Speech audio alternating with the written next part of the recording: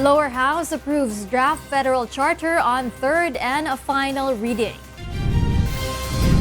House Speaker Gloria Arroyo denies allegations her district got the highest allocation in the proposed 2019 national budget. And the historic Balangiga Bells are now back in the Philippines after 117 years. Good evening. The House of Representatives approves on third and final reading its draft constitution that seeks to shift to a federal form of government. Voting 224 to 22 with 3 abstentions, the lower chamber passed the resolution of both houses, number 15, penned by no less than House Speaker Gloria Arroyo. The proposal seeks to remove the term limits for members of the Congress and the 1987 Constitution's anti-political dynasty provision. The bill also wants the president and vice president to come from the same party, each serving a term of 4 years and will be eligible for 1 re-election. The proposal also seeks to bring back the two-party system and to require elected officials to have a college degree. The House was able to meet the requirement that 3/4 of the total number of lawmakers must vote in favor of the bill for it to be passed. But its chances of getting signed into law remain bleak, with senators earlier saying it would be dead on arrival at the Senate. Meanwhile, House Majority Leader Rolando Andaya gets into a heated discussion with Budget Secretary Benjamin Diokno on the proposed 2019 national budget during the question hour at the House of Representatives. Grace Casin is on the line to tell us why. Yes, Grace, good evening.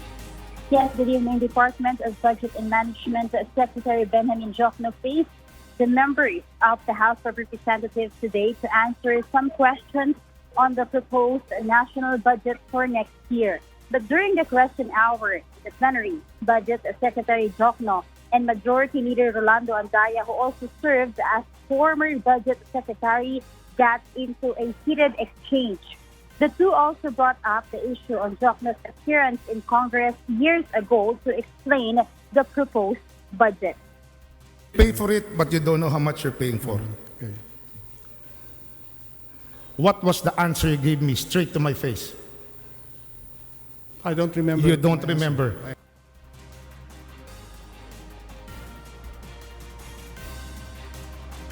House Minority Leader Danilo Suarez also asked Diokno if he favored in the in-laws of his child who seeks for a local elective position in the upcoming midterm polls. Sinasabi mo na hindi ka gumawa ng kaunting pakiusap man lang sa ibang ahensya na pakitulungan itong No, sir. dalawang bayan na ito. Hindi ho nyo ginawa. Never. I don't know that, Your Honor. Yung gagawin ng father-in-law ng inyong anak, hindi ninyo alam. I don't know and I don't care, Your Honor. Na yung kanyang asawa ay tatakbong mayor ng kasiguran. Can't you believe what I'm telling you? Mag-usap-usap kayo pag Sunday. Hindi, bawal po pag-usapan yan in our family. Diokno also denied Senator Panfilo Lacson's allegation on questionable insertions in the 2019 national budget. As of this time, the question hour is still ongoing and around 18 congressmen have lined up to raise their questions on the budget proposal. Rheena. Thank you so much, Grace Casin, reporting live from the House of Representatives. House Speaker Gloria Arroyo breaks her silence on the alleged pork barrel insertions in the 2019 proposed national budget. Arroyo and other House leaders insist it is not correct to say that the House Speaker's district was favored to receive the highest budget allocation. Grace Casin is back to tell us why. House Speaker Gloria Macapagal Arroyo strongly denies allegations that her district got lion's share in the proposed national budget for next year. Senator Panfilo Lacson earlier claimed that huge budget insertions amounting to more than 2 billion pesos were made for several projects in Pampanga and Camarines Sur. But according to Arroyo, there are other districts that received bigger funding, including that of former House Speaker Pantolon Alvarez. The two allegations I wanted to check, that I cornered it, no. Second allegation, they were my allies, no. no, the previous leadership of the House have bigger, multiples of the budget of my district. House Majority Leader Rolando Andaya also explains that Arroyo's budget ranked 60th among all congressional districts that received biggest allotments, while his district is 110th. As approved again on third reading, the number one recipient would still be former Speaker Pantalon Alvarez's district with around 5 billion pesos. The former Majority Leader Fariñas with 3.5 billion pesos, and the former Chairman of the Committee on Appropriations, Carlo Nograles, with 4 billion pesos. Former House Majority Leader Rudy Fariñas, however, distanced himself from the issue, insisting that he doesn't know why his district got huge funding because he switched to the minority after the controversial House position shakeup last July. He also on medical leave during the budget deliberations. Alvarez and Nograles are yet to release any statement on the issue. Andaya, meanwhile, says he already explained the matter in a letter to President Rodrigo Duterte and furnished him a copy of the actual congressional budget allocations. He also denied knowledge on the alleged infrastructure park funds amounting to 51 billion pesos that were realigned to Sorsogon and Catanduanes. Yesterday, we had a meeting with Yusek Cabral, the head of planning mismo ng Department of Public Works and Highways. Siya yung nagpaplano kung anong ilalagay sa budget. And she still, at this point in time, and that's the official stand of the Secretary, they do not know anything about the 51 billion. Andaya believes Budget Secretary Benjamin Diokno can provide answers to these questions since they prepared and submitted the budget proposal. Grace Cassin, UNTV News and Rescue, House of Representatives. Some senators are calling on the Office of the Ombudsman to probe the alleged pork barrel insertions in a proposed 2019 national budget. The possibility of not passing the proposed budget on time has also been raised anew. Let's find out why from Nel Maribojo. Senator Panfilo Lacson believes it is high time for the Office of the Ombudsman to step in and investigate the alleged insertions in the 3.757 trillion proposed national budget for 2019. This is following revelations made by House Majority Leader Rolando Andaya in his privileged speech about the apparent mess in some government contracts. Andaya claimed that around 30 flood control projects were awarded to a single contractor. Senate Minority Leader Franklin Trilon joins Lacson in his appeal, questioning the alleged awarding of contracts when the 2019 budget proposal has yet to be approved. We should investigate that, and in fact, I will raise it here when the DPWH budget comes around. Now, find out who is this and why is it, how did this become possible, and I'm glad that Congressman Andaya has raised this issue. We will pick it up. Amid issues concerning the 2019 budget, Senate Majority Leader Juan Miguel Zubiri has raised the possibility anew of not passing the bill on time. Senate has earlier agreed to approve the measure before the year ends. Zubiri explains their ongoing budget deliberations might be interrupted due to a joint session set on Wednesday to tackle the recommendation to extend the martial law in Mindanao. We will do our best to finish the budget on Thursday, at least to end the interpellations. But mukhang hanggang doon na lang unless magpatawag si Presidente ng special session. The Senate, however, assures it will come up with a special provision to prevent any problems in the budget for the administration's infrastructure programs in the first quarter of 2019. Pag pinirma ni Presidente yan ng February, matatamaan sa election bond. We want to put a special provision in the budget that will amend the election code for this year, for this coming 2019. All the projects that have to be implemented under capital outlay will be exempted. The Senate expects to ratify the budget proposal by January 2019 when Congress resumes its regular sessions after the holiday break. Nel Maribojo, UNTV News and Rescue, Senate of the Philippines. The historic Balangiga Bells are finally back in the Philippines 117 years after it was taken by American troops as a war trophy in 1901. Officials says the return of bells signals closure of the painful past between the Philippines and the United States. Leah Ilagan explains why. After more than a century, The 3 Balangiga Bells have arrived home today on board the U.S. Air Force C-130 plane. The bells were transported from the U.S. Air Base in Okinawa, Japan, and arrived at the Villamor Air Base in Pasay City at 10:35 in the morning. U.S. Ambassador to the Philippines Sung Kim handed the bells over to Philippine Defense Secretary Delfin Lorenzana during a ceremony at the air base. Ambassador Sung Kim says the return of the historic bells reflects the history and strengthened ties of the Philippines and the U.S. Our decision to return the bells clearly reflects our shared values, shared history, and our commitment to this relationship. This is a relationship of equals, of two independent sovereign nations, and of mutual respect. The Balangiga church bells tolled on the morning of September 28, 1901 to signal the attack of the villagers against American troops. 48 American soldiers were killed in the incident. But the American troops retaliated and killed 2,000 men above the age of 10 in the town and took the bells as war booty. 2 of the bells were displayed in a museum in Wyoming and another in South Korea. Efforts to retrieve the bells were made since 1950s, but the U.S. only agreed to return the wartime artifacts when President Rodrigo Duterte demanded for it in his 2017 State of the Nation address.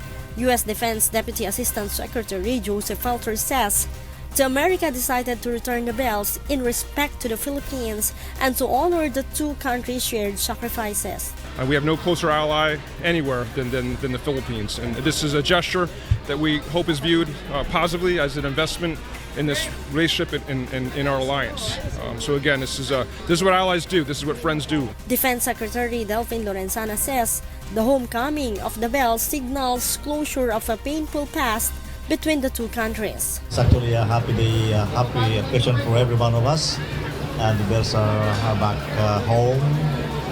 And we join the people of Samar, especially in rejoicing for the return of the bells. The Balangiga town resident and grandchild of Vicente Candelosas, who sounded the bells during the Filipinos' attack in 1901, describes the bells' return as long overdue. Masayang-masaya ang mga taga-Balangiga. Ang simbolo ng kampana sa amin ay yung amin pagligtas sa sarili namin sa mga mananakop. Freedom! The Balangiga bells are temporarily displayed at the Philippine Air Force Museum. A 2-day public viewing will be held beginning Wednesday before its reinstallation in Balangiga, Samar on Saturday, December 15. Leia Ilagan, UNTV, News and Rescue, Pasay City. Raising a child is never easy, much more if only one parent is left to take on the responsibility. Based on the data from the Philippine Statistics Authority, there are about 17 million solo parents in the country, and the passage of the Solo Parent Act has somehow given them a relief. Aiko Miguel tells us why in this special report.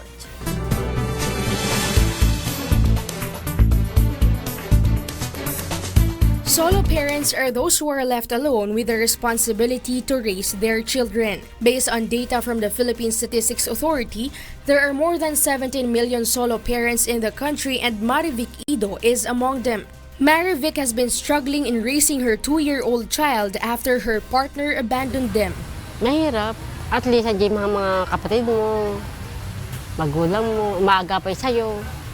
Kilala naman siya, napakilala ko. Sabi niya araw-araw, Papa, Papa. Pero hanggang doon na lang yun. Pakilala lang. Ayaw, walang trabaho. Tapos ayaw din niya paggamit yung pilido niya. Ganun. Kaya ipilido ko na rin. The increasing number of Filipino single parents has led the passage of the Solo Parents Welfare Act of 2002. The Solo Parents Act was enacted to provide a comprehensive program for single parents and their children. It covers fathers or mothers who raise their children by themselves, either because of the death of the spouse, abandonment, separation, or even those who have children as a result of rape.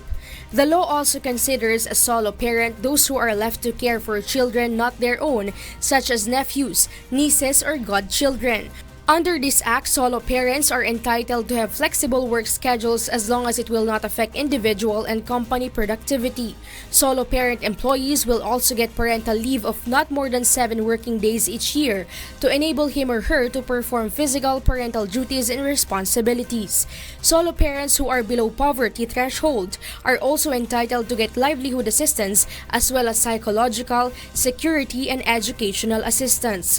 People eligible under Solo Parents Act should get a Solo Parent ID to be able to claim the said benefits. Upon hearing of the passage of this law, Marivic says she immediately applied for an ID. However, Itong taon lang, pinapalaw up ko kaso wala pa rin daw. according to the Federation of Solo Parents, ID application should not last for 30 days if applicants have presented completed documents and requirements. Kung titignan natin yung batas based dun sa Republic Act 8972, naglalayo nito na 30 days kasi nga may mga proseso. Pero may mga sitwasyon kasi na kumpleto ng requirements, pinatutunayan na siya ay talagang solo parent at siya naman ay nagtatrabaho din, ay nabibigyan nito ng mas mabilis. Iba nga, meron pang 7 days. To get a solo parent ID, applicants should present documents such as barangay certificate, certifying solo parents' residency in the village for at least 6 months, income tax return, or any document establishing the income level of the solo parent, death certificate of spouse, and annulment of marriage. In Quezon City alone, there are around 500,000 solo parents and only 21,000 are registered ID holders. In Quezon City, ay nakapagpasa na ng 20% discount para doon sa pagkain sa mga restaurant establishment, no? Kung hindi nabibigyan pa sila ng pagkakataon na napa-priority naman sila sa mga livelihood program, education, no? The Federation of Solo Parents assures they will continue to push for additional benefits to support single parents in their fight for a better life for themselves and their children. Aiko Miguel, UNTV News and Rescue, Quezon City. Persons with disability may now serve as a tour guide. JL Asayo tells us why. Jamie Aquino and her organization, Definite Tour Guiding Services, are happy and fulfilled for the opportunity to work in the tourism sector. This after being recently accredited by the Department of Tourism under the Tourism for All program of the DOT. The program seeks to give training for deaf individuals to become tour guides for deaf visitors in Manila. So itinuturo talaga sa kanila how to become tour guides pero in the form of sign language. So ang content ng tour guiding is kung ano yung content ng mga destinations. 13 deaf tour guides successfully passed the 6-month training. According to the DOT, this is a good program to enhance their confidence. Hindi kesyo meron silang ganong kapansanan, hindi na sila pwedeng kumita kaya or hindi na sila pwedeng maging bahagi ng isang ordinaryo or regular or however you call it. So I feel really proud of the deaf because right now we're trying to be at par with hearing people. Now I'm happy because the Department of Tourism allowed us deaf people to have this opportunity, this tour guiding opportunity. So I feel like we are very much equals with hearing people. Jamie hopes the program extends to different parts of the country to give deaf individuals in other areas a chance to enjoy working as a tour guide. JL Asayo, UNTV News and Rescue, Manila. Up next on Y News. UNTV special report, some truck drivers accuse seaport officials of extortion. PNR General Manager faces mismanagement complaints that allegedly resulted in a poor service to thousands of passengers. Ang bukas pangitain ng ganda'y sa isip lang. And the next batch of Season 2 Discoveries battle for the first round eliminations. Thank you for keeping me company in the first part of Y News. More reasons behind the stories with Angelo Castro III and William Thio after this quick break. I'm Rheena Villamor-Camara. Good evening.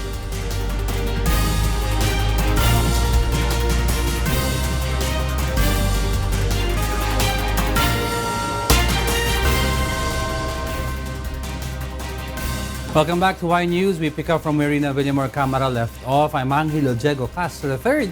Here are the headlines. UNTV special report. Some truck drivers accuse seaport officials of extortion.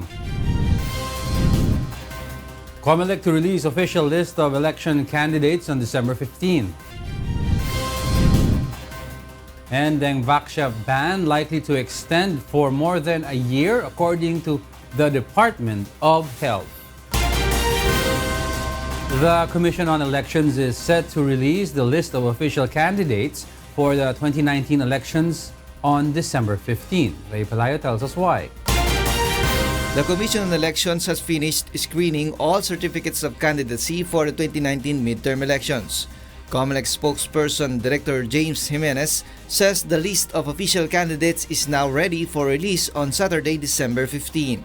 Jimenez assures they already weeded out all nuisance candidates from the list and all names are only those who passed the requirements set by the agency. The poll official clarifies that those who will be considered nuisance are given 5 to 10 days after release of the list to appeal. An election candidate is considered a nuisance under the Section 69 of the Omnibus Election Code if he or she has the intent to make mockery of the election process, he or she has no bona fide intention or good faith to run in the election, or if he or she has causes confusion to the voting public through the similarity of his or her name to other registered candidates.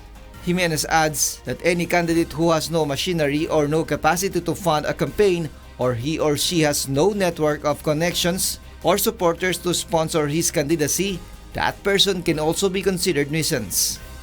Hindi na magkakaroon ng hiwalay na deklarasyon na ito nuisance, ganyan-ganyan. Basta ilalabas na lang namin yung final list. Kung wala ka doon, ibig sabihin, natanggal ka, and therefore, yun na lang yung ilalabas sa ballot. The printing of official election ballots will commence in January next year. Jimenez says if there are names included in the list but will be disqualified along the way, the votes they will gain will automatically be voided.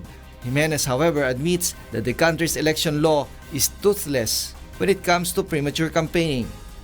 So kung bawal ang premature campaigning sa kandidato, tapos i-apply mo yung second provision na nagsasabi na kung ano man ang pwedeng ipagbawal, hindi pwede ipagbawal hanggat hindi nagsisimula ang campaign period, ang resulta niyan is yung bawal, pwede lang ipagbawal sa simula ng campaign period. It doesn't make sense. Exactly. Kasi so parang wala ng premature campaigning. Kasi campaign period na yan eh. How can you say that it's premature campaigning? Campaign period exactly. na nga. So kaya nga parang nawalan ng saysay yung provision natin ng premature campaigning. It can be noted that COMELEC has appealed to the lawmakers to draft a common guidelines against those who will practice premature campaigning. The measure is still pending in Senate. COMELEC noted that automation is still better than manual elections. In fact, Jimenez explains that those who were once critics of automated election system are now running for the 2019 polls. This means, according to Jimenez, that the trust of the people on automated election has improved. Ray Palayo, UNTV, News and Rescue, Quezon City.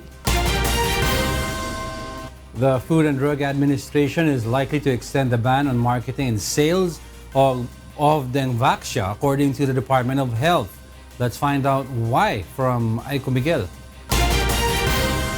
December 29 this year marks the first year since the license of French pharmaceutical giant Sanofi Pasteur was suspended, banning its sale of Dengvaxia in the country. The DOH believes that since the controversy on the anti-dengue vaccine is not yet closed, the ban on sale of Dengvaxia still remains. As of now, yung 1-year suspension of the Dengvaxia CPR is not yet, it's not yet lifted, and I do not see it being lifted anytime soon. It can be recalled that the FDA suspended Sanofi for not submitting its post-marketing authorization requirements, which were supposed to prove that the products manufactured by the pharmaceutical company are safe to use. Sanofi also couldn't assure the safety of Dengvaxia, according to DOH. The DOH noted that in November 29, 2017, Sanofi released a statement that Dengvaxia is not advisable to be administered to seronegative recipients, children or adults who never had dengue infection prior to injection, for the reason that their cases are likely to develop into severe dengue. But it cannot be used without without testing for children if they've had dengue before, and there are no available testing kits commercially to do that. The DOH also argues that even regulatory agencies in the world that were granted with licenses to use Dengvaxia, such as in Brazil, have set restrictions on the use of Dengvaxia on children who never had dengue infection prior to injection. Hindi na rin sila magbibigay ng hindi na sila magbibigay ngayon ng without screening. Based on the latest findings of the DOH, about 24 to 25 cases of dengue infection led to death due to severe dengue. Meanwhile, the DOH is still waiting for the approval of Congress regarding the supplemental budget for vaccinees from the refund that Sanofi gave, which reached 1.16 billion pesos. Domingo says before the end of the year, the Office of the Solicitor General is likely to file a case against Sanofi Pasteur in line with the Dengvaxia controversy. Aiko Miguel, UNTV News and Rescue, Manila. The House Committee on Legislative Franchise has approved the transfer of ownership or control to 3 corporations under Mislatel Consortium as third major telco player in the country. May Bermudez will tell us why.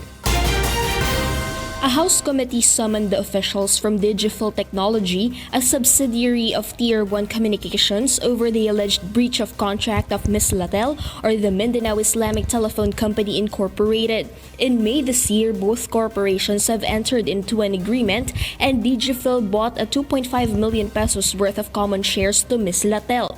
Digifil also paid 193,000 pesos worth of regulatory fees to the National Telecommunications Commission, or NTC, to enable Mislatel to join the bidding for the third major telco player, adding the company's 10 million peso right to first refusal. But according to the officials of Digifil, Mislatel seemed to have disappeared into thin air this October.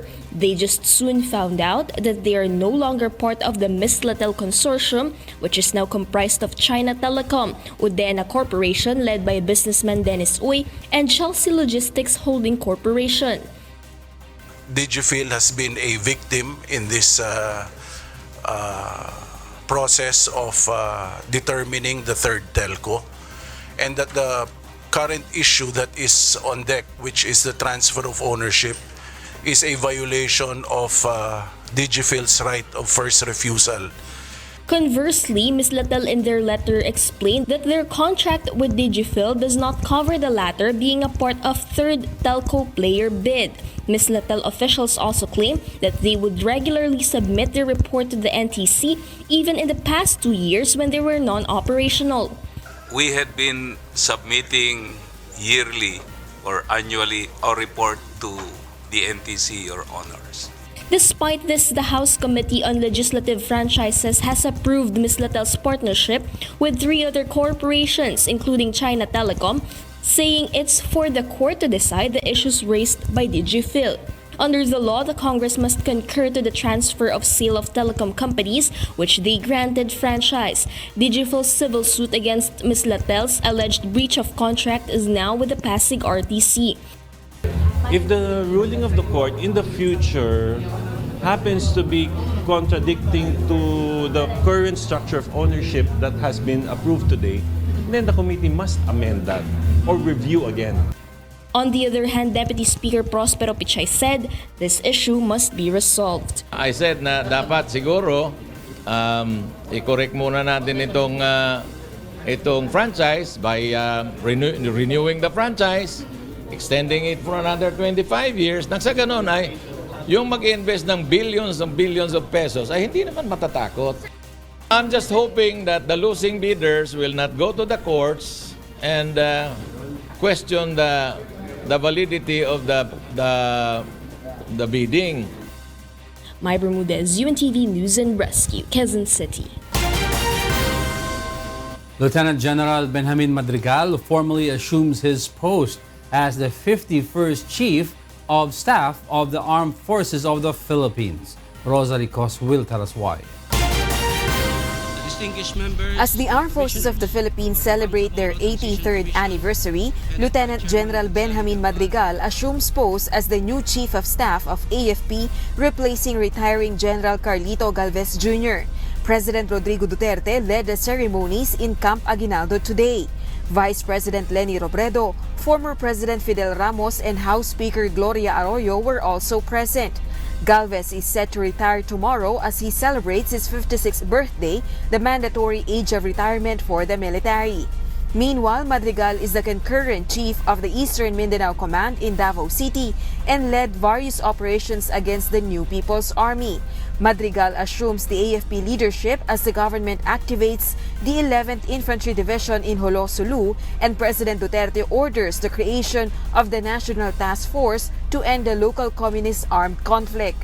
Madrigal graduated from the Philippine Military Academy and is a member of Sandiwa class of 1985, same with his Mista Galvez.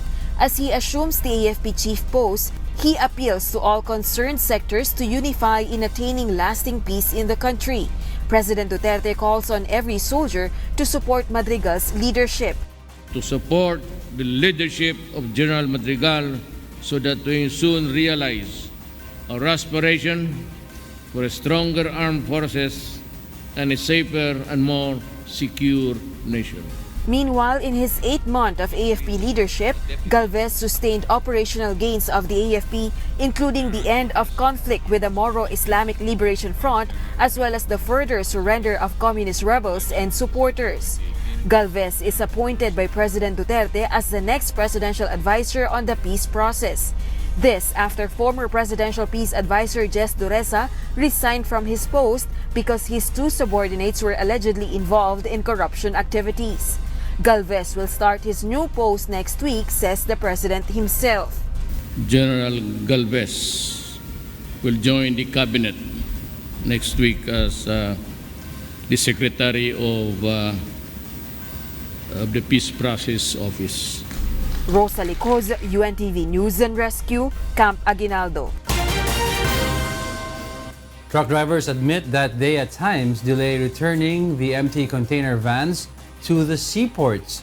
Monokson will tell us why in this special report.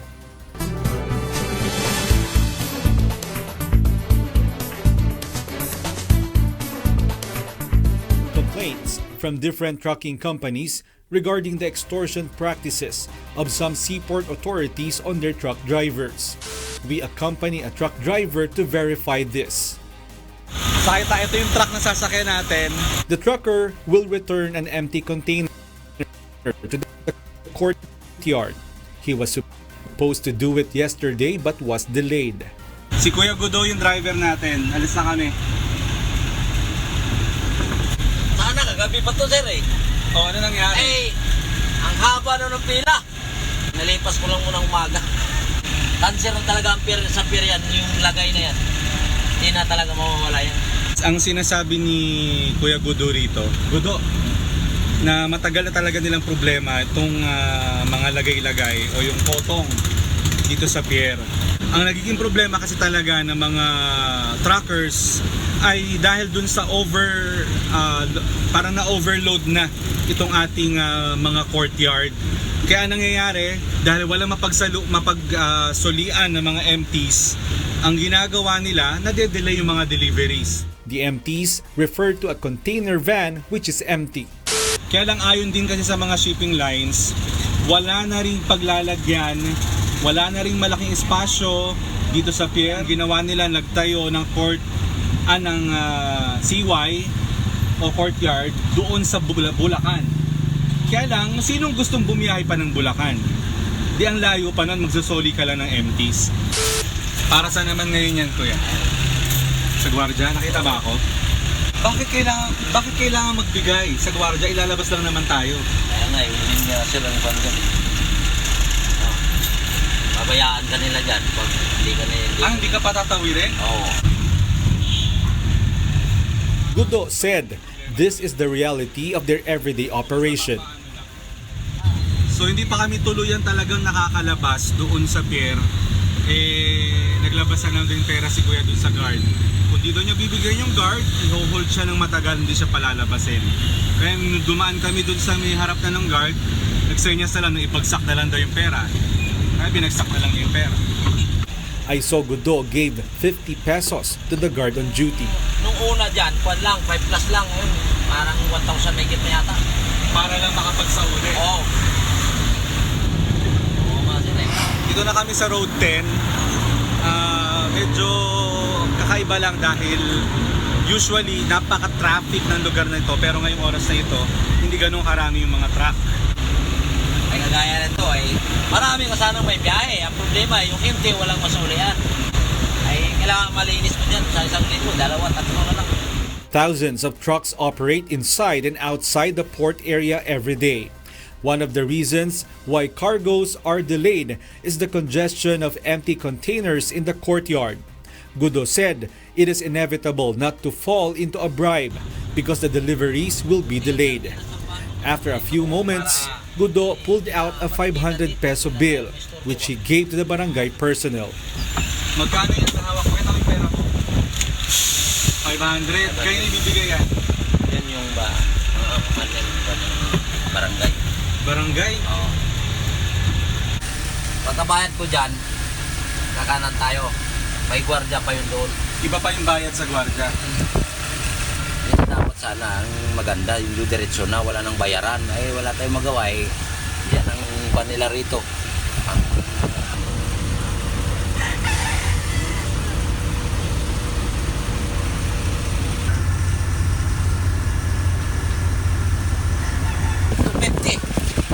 Ano? 250. Ano? Ba't may resibo pa? Eh, hindi ko 500. Tapos? Kinuha, 250. Para saan daw yun? Yan hindi ko kasi sa kanila eh. Kung saan. Inside the courtyard, we waited for more than 3 hours for our container to be unloaded. Matapos ang ilang oras sa paghihintay, na-unload na yung empties namin, pwede na kami makabalik. Instead of making deliveries 5 days in a week, Gudo can make only 3 and this will not be enough for their everyday life. Though tired, we separated ways seeing a smile in Gudo's face because he will be coming home even with a small amount for his family. Suddenly, a thought crossed my mind that there are people who are affected by unsolved problems. Corruption, whether it's just a small amount, can be a hindrance to the change we are all hoping for. Mon Hokson, UNTV, News and Rescue.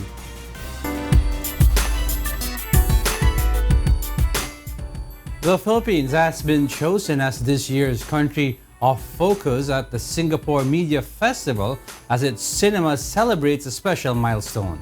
Mary Jo Maleriado tells us why. Singapore Media Festival returns this year for its 5th edition, choosing Philippines as country of focus to highlight the country's rich stories, talents, and achievements. This is just in time for the special milestone as 2018 marks the 100 years of Philippine cinema. This is the second time that the SMF selected a country of focus after Indonesia in 2017. The Film Development Council of the Philippines, which is under the Office of the President, is very proud of this achievement. We're very humbled, we're very overwhelmed with the kind of honor they're giving us. Our embassy in the Philippines is also thankful for the merit that SMF have given to add more milestone in Philippine cinema, adding credits to its centennial celebration. Yeah, I'm very happy that the organizers chose the Philippines as the country of focus. I guess it's just realizing the Philippines talaga has a very long history of filmmaking. I think we're celebrating 100 years of filmmaking in the Philippines this year. And there's also a very deep pool of talent sa Philippines. So I'm very happy and very proud that the Philippines was chosen as the country focus for this year. In the area of animation, producers are happy that their craft is recognized internationally and hoping that the Philippine content will be known worldwide. First of all, syempre happy, elated, and pretty much it's just proud. This opportunity given by Amnesty International, minsan lang to. So for me, I'm proud to be representing our country during at least for the Animation Du Monde 2019. Syempre masayang-masaya kami not only for the company but for the Filipino animators in Manila Our partnership with August Media is big boost in the animation industry in Manila as it helped us reach this stature of given an international award. This is a first for this academy. So, malaking pride ito para sa Pilipino. According to Singapore-based film director, the Philippine cinema and films are booming. I think it's a great time because right now I think the films in the Philippines are booming. I think it's like a great, last few years, all the films are Brillante and Lab Diaz and all these like wonderful films like Nervous Translation and Mikhail Red's films. Like, it's just like such a great time. Like, I think you're very lucky that in the 100 years right now, this very year, there's so many incredible films. Which is very lucky, and like I feel fortunate to be able to watch them. The FDCP's entourage this year consists of 9 Filipino films in SGIFF, 32 film companies, and 5 projects that need fundings for international co-production. 2018 marks the 100 years of Philippine cinema. The first Filipino movie widely acknowledged to be Dalagang Bukid by Jose Nepomuceno was released a century ago. Fast forward to today, the Film Development Council of the Philippines is on full battle gear to make the Filipino movie digital and global ready. Merijo Malariado, UNTV News and Rescue, Singapore. Up next on Y News. Brexit proposal faces turmoil as British Prime Minister Theresa May pulls vote on her divorce deal with the European Union. President Emmanuel Macron offers concessions amid historic unrest in France. And a Filipino bet, Catriona Gray, stuns crowd in Thailand with her elaborate national costume for Miss Universe 2018. And those are the reasons behind the stories in the second part of our newscast. Y News returns with William Thio. I'm Angelo Castro III. Good evening.